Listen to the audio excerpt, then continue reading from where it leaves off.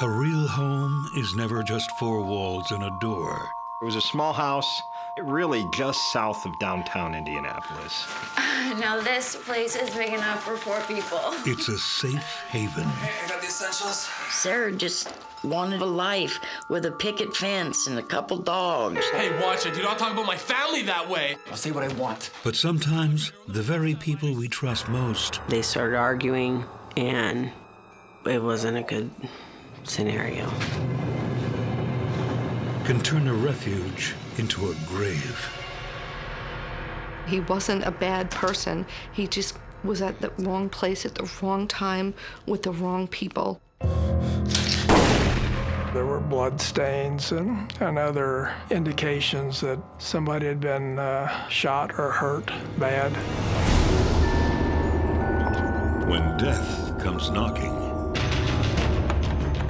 no one is safe.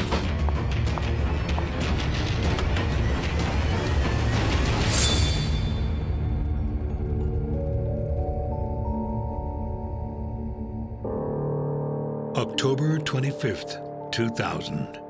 Just another ordinary day in Indianapolis. And there's nothing unusual happening as John Thomas ends his shift.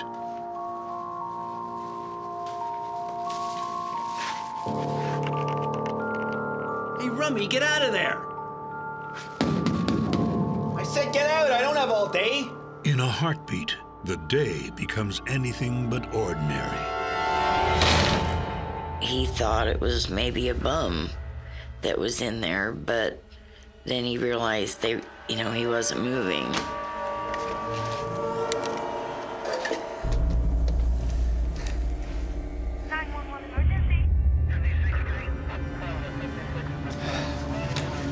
I think I saw a body. I think there was blood. All right, you did fine. Well, let's see what we got here.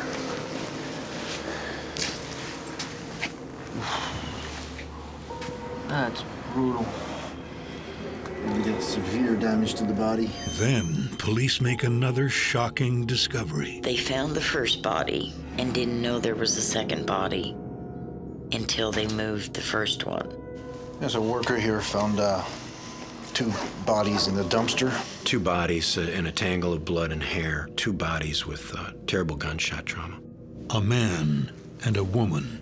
They were able to, tell that they were not dead long. There was not much blood at the scene, indicating that they'd been shot elsewhere.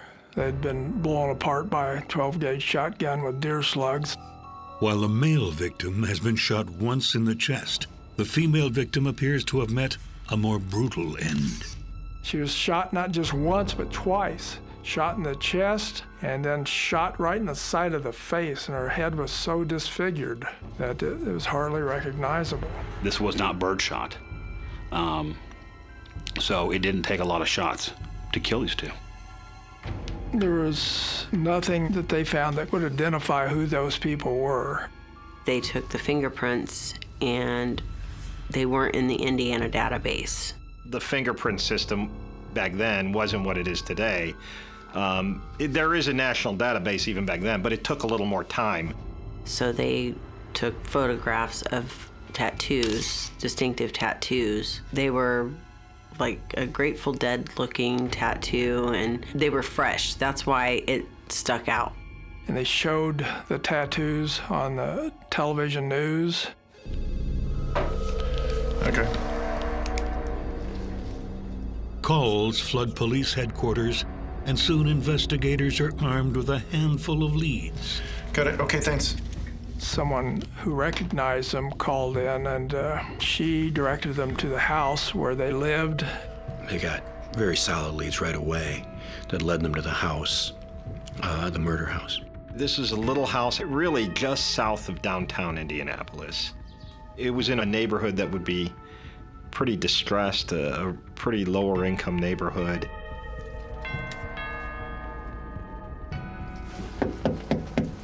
This is police, open up. When police arrive at the South Michael Street house, there's no one there. So they turn to the few people who live nearby. There aren't a whole lot of houses there. It's mostly surrounded by kind of industrial areas, are really close. Warehouses and things are not far away. There's not a lot of housing in that part of town. But the closest neighbor didn't say much untoward about what had been taking place in the house. So what exactly did you see? They get some interesting information from a neighbor. An older guy that got up in the middle of the night, about 3 o'clock in the morning on October the 25th. He saw two larger people. He didn't know whether male or female, but they were putting something in the back of a pickup truck right there by the house. This man wasn't in close proximity to the house. He couldn't see very well. Detectives get a search warrant for the Michael house. The warrant was, of course, obtained quickly because this is a brutal murder, and any judge is going to sign that warrant. They went inside the home and discovered that the place was a mess. Now, why would you put a sofa in the middle of the living room? There was still evidence that something had happened in there. There were blood stains and other indications that somebody had been shot or hurt bad. Well, there had been an attempt to clean it up, but it was pretty apparent that there was blood stain there. And I guess that's the reason why they moved the couch over on top of it.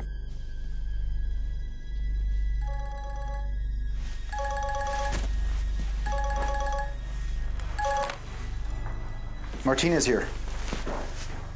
Oh yeah, thanks for getting back to me. Who are your tenants here? Sarah Pender is the one on the actual lease. And have you seen any of them in the last few days? Well, if you do, give us a call back at this number, night or day. Who is Sarah Jo Pender? Could she be the female victim in the dumpster? Investigators waste no time digging into her past. Growing up in small-town Indiana, Sarah Jo Pender was just an average Hoosier girl. She came from a broken home. It was something that impacted her as she moved through her life, but she was on the surface, a happy kid. She had a sister, and they lived with her father. The father remarried. Sarah was a good-natured kid. She liked to shock people. She had a mischievous sense of humor. People would say that underneath, though, that she was a little bit troubled. She'd always been troubled by that divorce, and that she struggled a little bit to adjust. She was such a fun sister, but she was different than I was in the perspective of that she was more book smart and more school focused. When Sarah graduates from high school, her exceptional grades propel her to a competitive university. She went to Purdue University, and she took biophysics, biochemistry, calculus, and trigonometry. And she just excelled.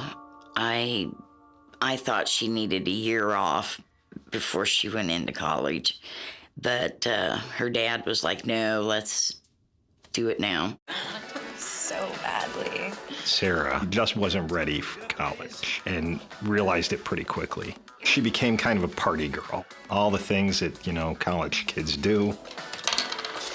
I'm good. So, what's your name?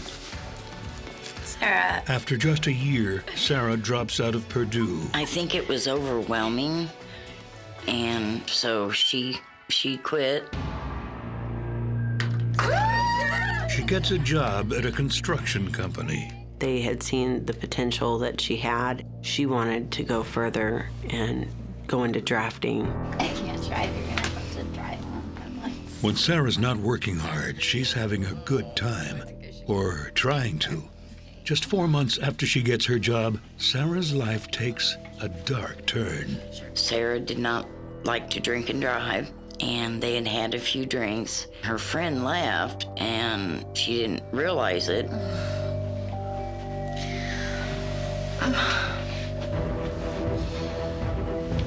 Are you okay? I And this guy says, well, you can stay here. You are so hot.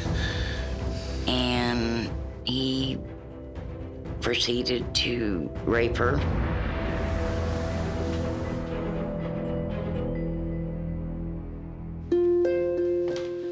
Honey, what's wrong?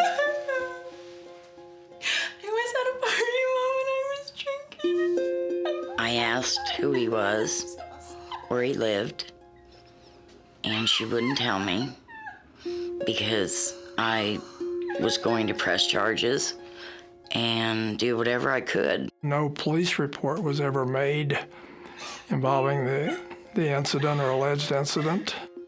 I knew exactly why she didn't go to prosecute, because being a female, you have to go in front of the judge and jury, and you feel guilty for a crime that you didn't do.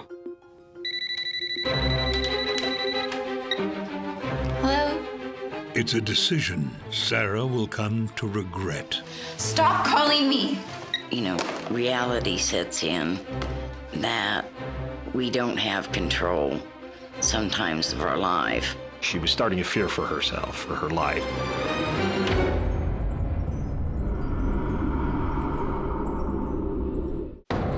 After dropping out of college and surviving a sexual assault, Sarah Pender is trying to move on with her life. She was just a young girl, young woman at the time, and, you know, seemed to be just looking for someone. That's a good one. That's one more of a laugh. Well, that makes sense. They call me Bear. Today. And a few months later, that someone comes into her life, 22-year-old Richard Hull. So does the bear have a name? Smokey? Paddington? I wish. Yeah. But it's Richard. Rick. I'm Sarah. Everybody loved Richard Hall. He was a friendly guy. He was truly actually a gentleman, as a matter of fact. I think in his heart, he's had a very tough life. Dad left at an early age, raised by mom and grandmom. Just kind of a rough life, but everybody liked him. He was the gentle giant. Well, cheers. Cheers. Richard was an offensive and defensive lineman for the Noblesville High School football team. There were colleges that were interested in extending an offer to him, but he sustained an injury, and that pretty much ended his opportunity to go to college and play football. He had a path a lot like Sarah, a future of promise that fell apart. Here was this big man with just this awesome personality. Strong. Yeah. And she always wanted to find someone to love her and to care about her.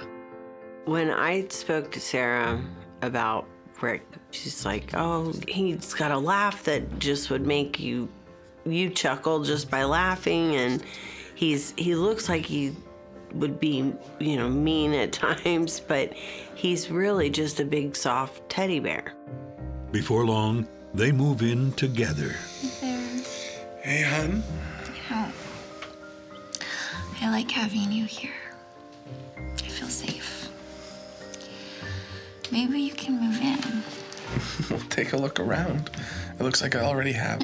It happened very quickly, and she'd only known him for a couple weeks. They didn't have a whole lot of time to develop this relationship. So, what does the bear want for breakfast? Deer? Rodents? Bacon and eggs? Yeah. Hold on. Hello? Andrew, what's up? But where are you staying? What's that? It's my buddy Drew. Andrew Cataldi and Rick Hull had met sometime before. They befriended each other. We just need to really help us out. We're just looking for a place to land on our feet for a little bit. He was pretty easygoing. He had a really good personality. I've never seen him angry or hit anybody. We grew up a normal family, as any normal family, middle class. My dad was a New York police officer. He used to write to my mother a lot, and just tell her things were going well. He didn't need any money right now, and he just explained that Richard helped him. He was good friends with him. Andrew and his girlfriend just got in. Andrew, who goes by Drew, is back in town, and he and his girlfriend Tricia need a place to stay. Can they stay here for a while? Well, I mean, it's not a mansion, but yeah, for a bit. Okay, it's cool. She said yes. They'd moved into the apartment together. Thanks so much. And it was crowded, so that they had gotten a house together. Now this place is big enough for 4 people. Hey, I got the essentials. Okay. Time to toast. Andrew, Tricia, Rick, Sarah. They all moved into a house just to the south of the pro football stadium in Indianapolis. The neighborhood was sketchy, but it was a house, it was cheap. You want to go check out upstairs? It's not much, but it's home. Excuse us. And Sarah has big dreams for her future with Rick. Sarah just wanted a life with a picket fence and a couple dogs. The house was in her name, the utilities was in her name, everything basically was hers. Hello? Stop calling me! What was that all about? Rick, it's that guy that I told you about, okay? He won't stop calling me. I don't know what to do. It's okay. I'll take care of it. Leave it to me. It's also a place where she and her new boyfriend can host family and friends. Hi, anyone? Oh, you're such a doll. Mom, this is Bear. Nice to meet you, ma'am. I'm not your teacher. Call me Bonnie. Bonnie it is. And thanks for making this one. I got to meet him, after they'd been in the house for about a month. And he was a big man. He was 6'5", 330 pounds. And he treated Sarah very, very nicely. Guys, say hi to my mom. She made pie. Hey, Sarah's mom. The 2 times that I had been to the house, Drew and Trish were sitting on a love seat. Let's go into the kitchen. I never saw Drew's face. He would not turn around and acknowledge that we were even in the room. And Trish did, and she was very nice, loved Sarah to death. And I thought, well, okay. I wasn't real happy. I didn't get good vibes. As far as I know, the other people in the house and the 2 roommates, they were self-employed. What? Like, how are they paying you rent? And she said, well, they have a side business.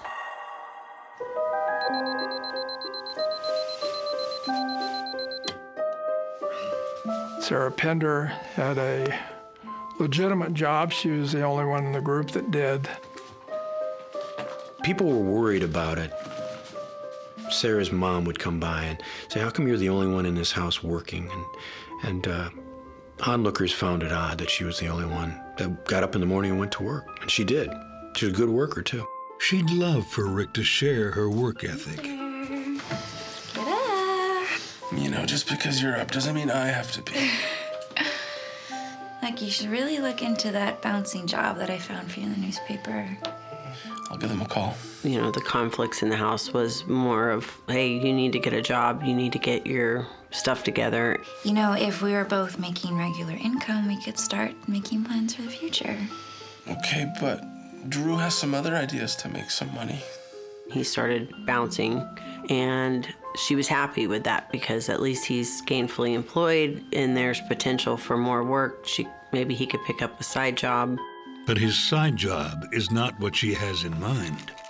At the beginning, it was marijuana. Rick was using the bouncing job and was selling drugs. And that was a big no-no with Sarah. What's going on here? I I told you guys I don't want this in my house. Sarah, it's nothing. Rick doesn't see it her way, and he has the rap sheet to prove it. It's not a first date question. Hey, are you a felon? They were primarily theft-related offenses and drug-related offenses. No crimes of violence. He wasn't going to work at a factory or at a restaurant. He was a drug dealer. They were going to have a drug operation running out of that house they were living in. So sick of this small-time stuff, dude. Well, what do you mean? I think we can think bigger. I know a guy who could set us up. Did you talk to him? I think we should totally do it. Look, just be discreet about it. I don't need Sarah knowing all about our business. She wants me to keep the bouncing job at the bar. But before long, tensions arise. Dude, this isn't a credit agency. Like, look, I don't care who she is, even if she's one of your people. Hey, watch it. Do not talk about my family that way. I'll say what I want. Richard and Andrew and Trisha got into a disagreement about money. I'll say whatever I want. There are some lines that you do not cross, I swear to God. Okay, again? Seriously? I am so sick of this arguing, okay? I'm so sick of this! Dude, you're being so stuck up. Forget about it. I'm gonna go for a drive, and when I get back, this has got to be over. Sarah and Cataldi did not get along, and she wanted both Trish and Cataldi out of the house. These guys are really getting on my nerves. She was very agitated about, how Drew was doing his business. She didn't want to be around there because they would get in confrontations quite a bit. That's what she told me as far as him and Drew. And when they would start in the confrontations, she would get in her vehicle and leave. She did not like confrontations. I want them out of here. Well, I don't know. They're my partners. No, listen. I'm your partner, okay? And I want them gone. Whatever. Let's get out of here, okay? After only weeks of living on Michael Street, Rick and Sarah begin to avoid their own home.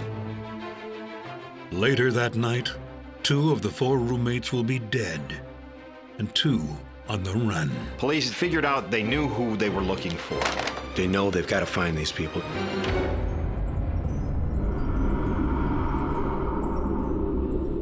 Hey, watch it. Do not talk about my family that way. I'll say what I want. After a fierce argument between roommates, 2 bodies are found in an Indianapolis dumpster the night of October 25th. The police investigation leads them to a deserted house on Michael Street. 2 couples, 2 corpses. But which couple now lies dead in the morgue? So no one has seen her since the 25th. Okay, you call us if you do. The police found out that Sarah had been to work on October 25th, but she didn't show up to work on the 26th. Meaning Sarah is not the female body in the morgue.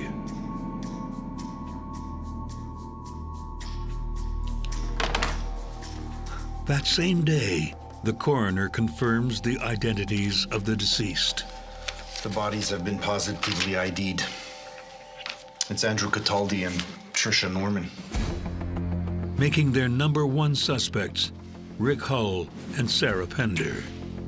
They had an idea already because they had known who lived there, and they were pretty sure of. They know they've got to find these people. It's more important, of paramount importance, to get the killers or the alleged killers. The chase is on, and it doesn't last long. Found out that Rick was from Noblesville, and his mother lived up there. So they started watching until finally Richard and Sarah showed up there, and police arrested them. I don't think that they put up much of a fight. I think they went along Really quick, within 24 hours, they were apprehended. Sarah is quick to tell her story. So, want to tell me what happened to your roommates? Other than us finding them dead in a dumpster yesterday? We went for dinner with my dad and my stepmom, and then when we came home. That evening of the 24th, Sarah Pender and Rick Hull went out with Sarah's father and her father's wife and had dinner. And they ended up coming home then later that evening. Hey? That's all you got? Hey, I need my money. Money? I just got an door. All you want is money. Yes, not again! I'm so sick of this! Not again! I don't know why you're blaming me when it's your boyfriend who's the one who's screwing me over. Screwing you over? Listen, guys, seriously, I'm so sick of this, okay? Just figure it out. I'm gonna go get smoke. Hey, look, I'm screwing you over. Yes! Sarah Pender said that she left the house because she didn't want to be around while they were arguing. And she came back to the house and the front door was locked. So she went around to the back door and went in, and that's when she had seen Trisha. Sarah. Okay, there was a fight. Get rid of these bodies. Now! She said, like, his face was just completely changed from charismatic to very serious.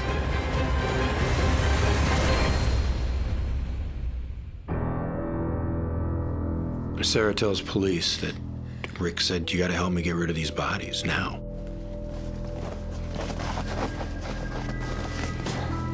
So Sarah gets in the truck. She then went along with Rick, helped him with the bodies. They dropped the bodies off.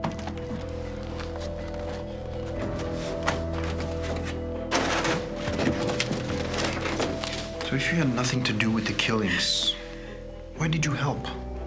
Why not just go straight to police? Because I didn't want to end up in a dumpster like Drew and Trisha.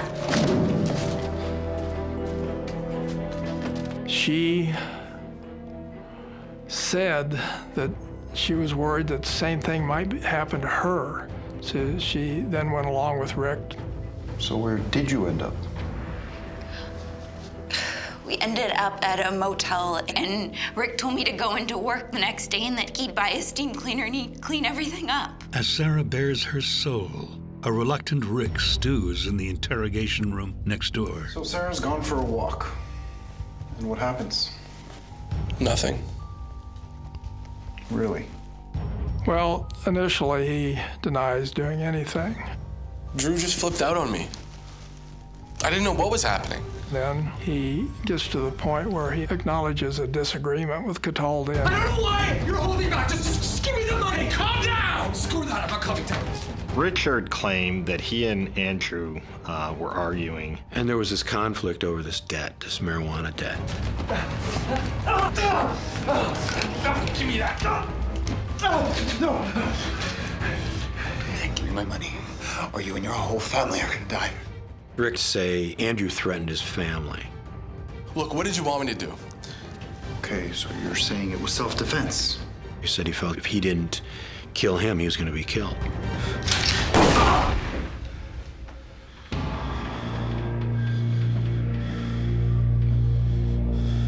But if it was self-defense, another question remains. So how did Trisha's face get blown off? I think I need to make a phone call. But then he lawyered up. I thought you might say that. Rick is charged with the murders of both Drew Cataldi and Trisha Nordman. Sarah is released. They thought that Sarah had very little to do with this. She was another victim and was only doing what she had to do. The case looks open and shut, but as police are collecting evidence, they get a surprise. They went to the Walmart where the shotgun had been purchased and talked to a clerk there who identified, I had the paperwork that had been completed to purchase the shotgun with Sarah's name on it, and identified Sarah as well as the person that purchased it. And Rick Hull as the person that was with her. Well, she bought a shotgun. It was pretty apparent she hadn't been forthcoming with him about all the facts of the case. So what they did was they called her back and said, "Listen, we got some items we need you to come there and pick up." Is this Sarah? She says a couple stories about this gun. Sarah says, "Well, I bought it for a birthday gift for Rick." You guys have it all wrong, okay? That gun was for protection. You bought a shotgun on the day that your roommates were murdered with it. She says as well, she got the shotgun because she'd been a sexually assaulted in the past. There was this guy that had raped me, and he kept bothering me, and Rick just wanted to keep me safe. Stop calling me. The guy who raped her Hello? had been leaving messages Stop calling me! saying that I will find you and I will do it again. Rick, it's that guy that I told you about, okay? He won't stop calling me. I don't know So what to that was his reasoning for her to buy a shotgun, because he was a felon, so he wasn't able to get a gun. With no charges ever filed against the alleged rapist, investigators are dubious. You have the right to remain silent. She was charged then with murder and assisting a criminal. In Indiana, the law doesn't require the prosecution to prove in a murder case that the person on trial actually pulled the trigger, only that they assisted somehow in the commission of the crime, and then they're just as guilty as the person that actually committed the murders. With both lovers facing murder charges, the case is about to take another dramatic turn. While they're locked up, they're communicating through letters. That's not normal. There's something wrong with that picture.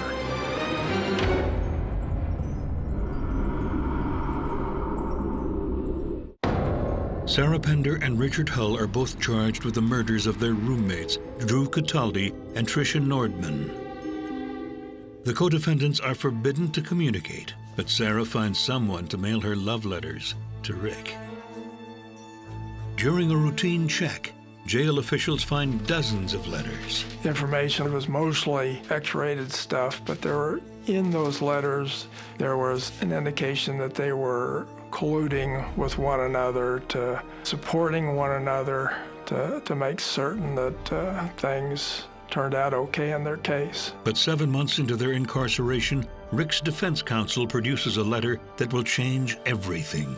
Well, Sarah Pender apologized in the letter to Rick for putting him through what she had. Said she must have been high on acid and that she had lost it and killed her two roommates. Sarah? What did you do? It's a shocking turn of events, and soon after, Rick changes his tune. He now claims that he was the one who had gone to the store and came back to discover the bodies. He goes, "What'd you do, Sarah? What's wrong? What's wrong?" And she couldn't even talk, and then he noticed the two deceased. The state's crime lab evaluates the letter and determines that even though the only fingerprints on the letter are Rick's, it's a match to Sarah's handwriting. Not only the crime lab initial expert made the comparisons, but another handwriting expert, and agreed, again, 100%. So what has she told you already? Nothing about the murder yet, but she will. Prosecutors are still reeling from this new information when another inmate brings forward more damning evidence against Sarah. This man indicates that he can get close to Sarah Pender and perhaps find out from her what her involvement was in the murders, although she had not admitted anything up to him at that point. Homicide detectives make a plan to get the jailbirds together alone to see if Sarah will sing. This fella, through the assistance of homicide detective, makes arrangements then to meet Sarah Pender out at the hospital in the detention unit. Fancy meeting you here. Nice to talk to someone who's not a cop or a screw. Tell me about it. I've been dying for real conversation. Me too. They were shackled to beds, 15, 20 feet apart, but were able to at least communicate with one another, and no one was present, I guess, during some of the conversations that took place. Sarah admitted to him that she had planned the murders of the two roommates and gotten Rick Hull to shoot them, to murder them. He said that Sarah had pulled the strings. Even though this contradicts the confession letter, it speaks to motive, and both are used at Sarah's trial. I argued to the jury that there was evidence as to more than one way the crime occurred. One, that Richard Hull committed the crime, and she induced it, even encouraged him to do it.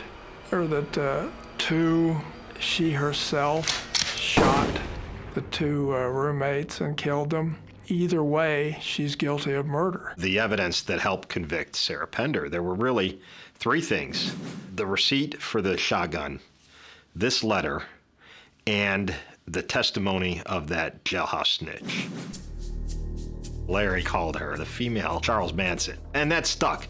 Sarah Pender became the female Charles Manson. He was convinced that while Richard Hull pulled the trigger, she had pulled the strings. The jury agrees. On August 22, 2002, Sarah Jo Pender is found guilty of 2 counts of murder. So Sarah pled not guilty and maintained her innocence through the trial, even crying very hard as she was led away. The judge gave her a sentence of 55 years on each of the murders because Sarah Pender had been the moving force, had planned it, manipulated Richard Hull. Well, I don't know. They're my partners. No, listen, I'm your partner, okay? And I want them out. And that she was with Richard Hull every step of the way. I was devastated because there was no way that the state had enough evidence to prosecute her on murder, let alone 2 counts of murder. And then to give her 110 years, my God. I couldn't believe that the law had failed my sister. I cried a lot. I was just dumbfounded when it came back that she had to serve 110 years. When Rick Hull pled guilty, it was his position that he helped Sarah Pender commit the murders, that she actually committed them. He said he was taking responsibility for his involvement in the murders, even though he didn't shoot the 2 people. Rick Hull is sentenced to 75 years for 2 counts of murder. It appears that justice has finally been served. But nothing about this case is as it seems. In 2005, 3 years after the sentencing, Rick makes a surprising claim. But that letter was a fake. Do you understand? The one where it says she killed Drew and Trisha. Rick stated that the confession letter that he provided was a fraud. And signs an affidavit to that effect. The affidavit indicated that Richard Hull had killed the 2 roommates and that Sarah Pender didn't have anything to do with it, that her involvement was just afterwards. She was scared and helped him. Get rid of these bodies! Now, go! Go get some blankets! She didn't actually have any involvement in the murders. He thought he was already sentenced, so he didn't have to worry about any repercussions for him after that, and he just came to save his love of his life. In light of this new information, Sarah's legal team requests that the court reconsider the case. So you mean I can get out of here? Okay, let's start the paperwork then, okay? But the request is denied. What? Are you serious? There's no other way. The courts have decided that this new evidence doesn't rise to a level that they believe is enough to give her a new trial. Having exhausted her legal avenues, a desperate Sarah puts another plan into action. She'd been telling people, I'm going to get out of here. The world has not seen the last of Sarah Jo Pender. It started with seducing one of the guards there. Then I thought, well, maybe Larry had something. Maybe this woman is a female Charles Manson.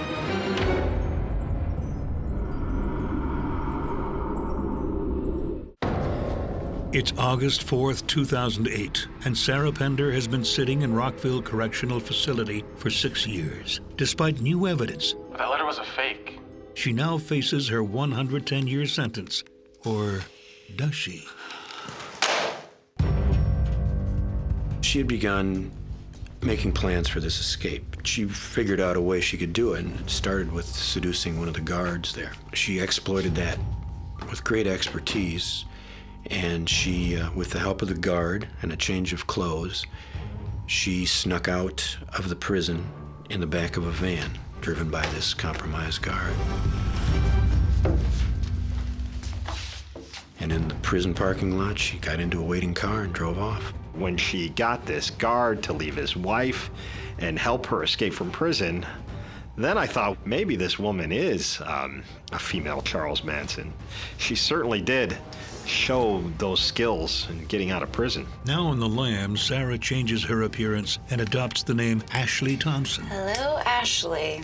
But that doesn't keep law enforcement off her scent.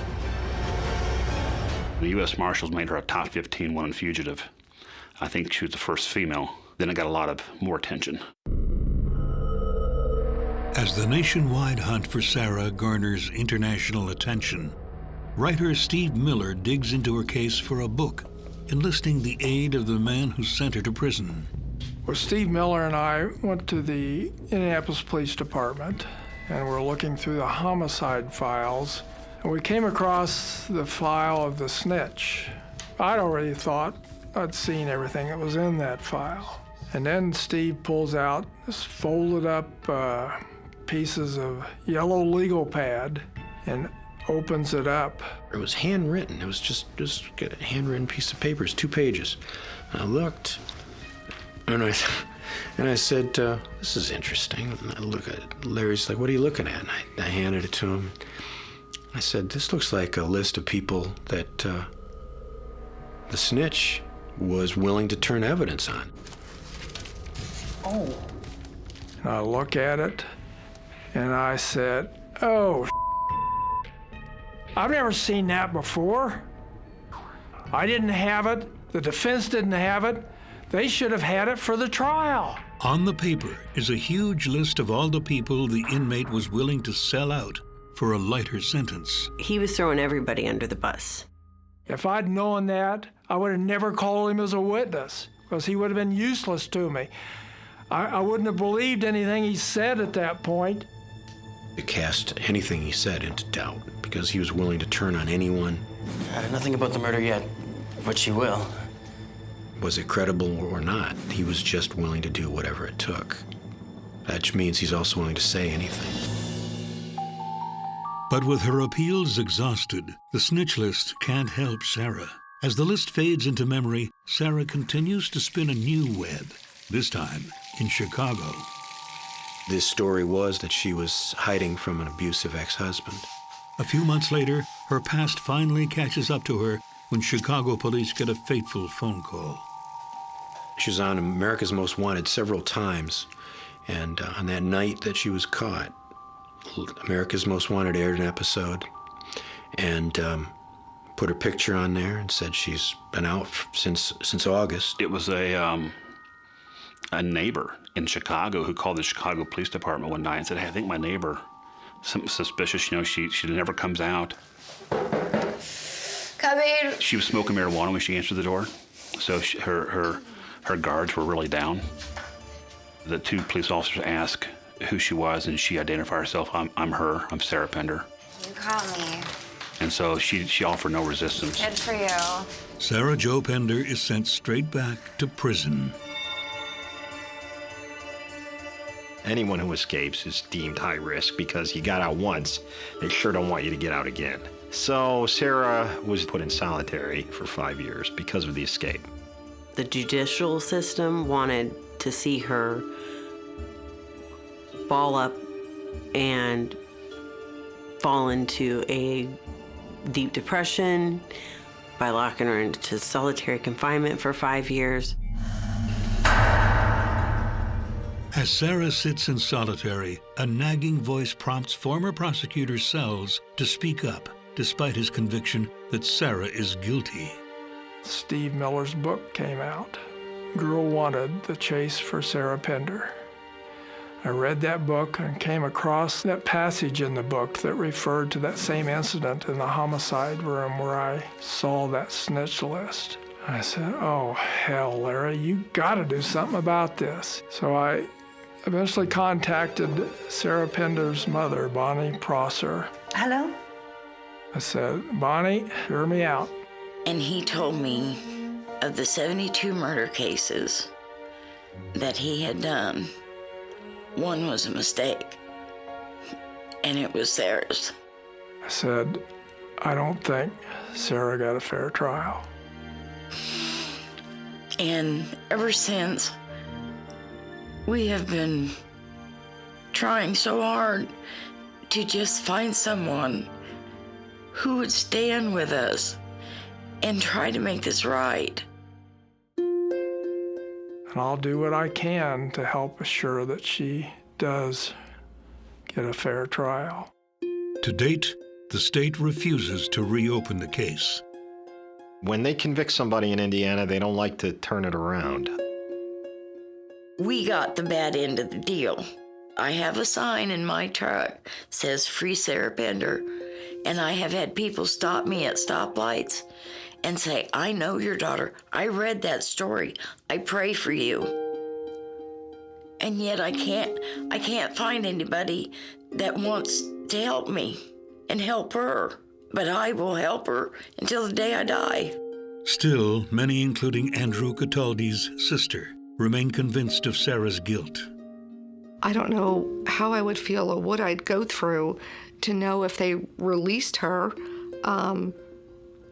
As far as I'm concerned, neither one of them should ever come out of there. And I wish she would just admit to herself what she did. And, so I do feel justice has been served, getting 110 years in there. And I don't ever want to see them. And I honestly will never forgive them.